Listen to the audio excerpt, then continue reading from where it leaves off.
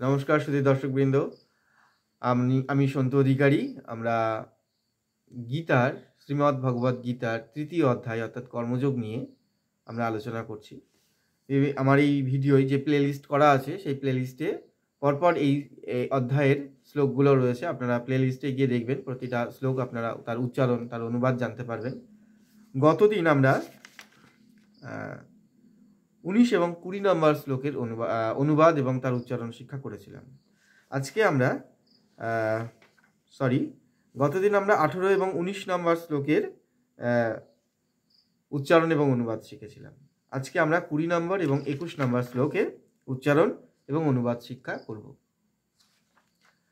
চলুন আমরা শুরু করি। 20 নম্বর শ্লোকে যাওয়ার আগে আমরা যে 19 নম্বর শ্লোকে যেটা জেনেছিলাম, যে ভগবান বলেছিলেন যে আসক্তি রহিত হয়ে যিনি কর্ম করেন তিনি পরমাত্মা লাভ করেন।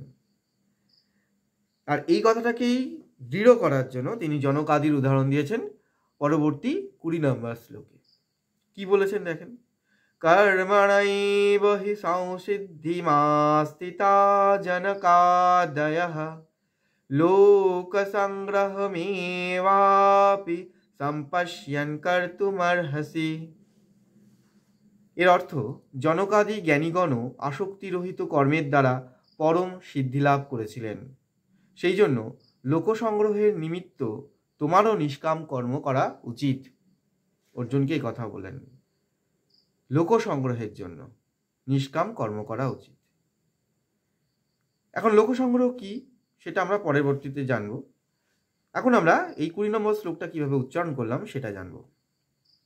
দেখুন, কর্ম, আপনারা বই সামনে রাখবেন, পেন সামনে রাখবেন। কর্ম রাই, রাই মূর্ধন্য, র আর ন দুটোর মধ্যে পার্থক্য আছে। দন্ত ন জীব দাঁতে এসে লাগবে, আর মূর্ধন্যয় জীব মূর্ধায় গিয়ে লাগবে। কর্মণৈব হি, হিটা হর্ষ। কর্মণৈব হি সংসিদ্ধি, সাউ, এখানে যে দন্ত শয়ের পরে যে অনস্বরটা আছে সেটাকে আমরা আও উচ্চারণ করবো, আও। সংসিদ্ধি, মা, মা দীর্ঘ, মাস, এখানে দন্ত শয়ের আঘাতটা নিয়ে নেব। মাস্থিতা জনকাদয়ঃ, জনকা, কাতে দিয়ে আমরা দীর্ঘ করে নিচ্ছি, আকার আছে। জনকাদয়ঃ, জানা, না জন এরকম বলবো না, জনকাদয়ঃ লোকসং, লোকসং, দন্ত শয়ের পরে যে অনস্বরটা আছে এটা উঙ্গ, ক খ গ ঘ উঙ্গ, সেই উঙ্গটা এখানে লিখে রাখবেন এবং তার তলায় হসন দেবেন। লোকসংগ্রহমেবাপি, ওয়া, বা নয়, ব আর ব এর মধ্যে পার্থক্য আছে।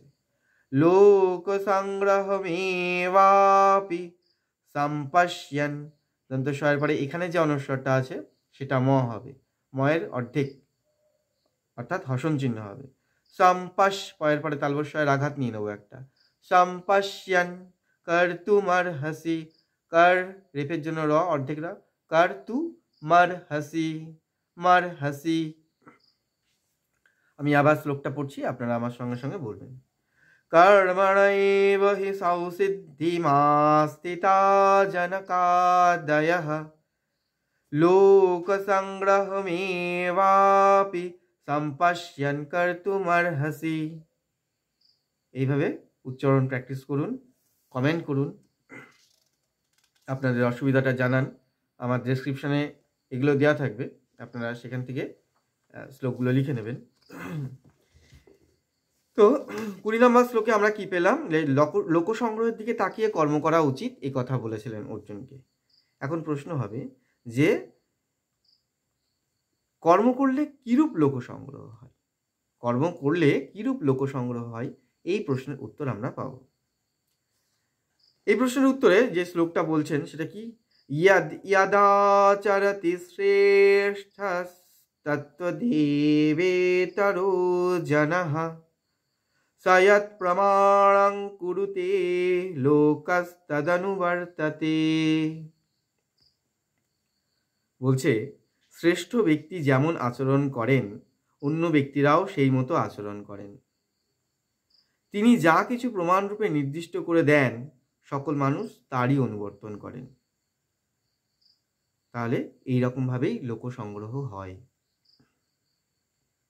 আমরা জানি মহাজ্ঞানী মহাজন যে পথে করেছেন গমন, সেই পথেই আমরা অনুসরণ করি, এটাই লোকসংগ্রহ। তাহলে এখানে আমরা কিভাবে উচ্চারণ করলাম 21 নম্বর শ্লোকটা।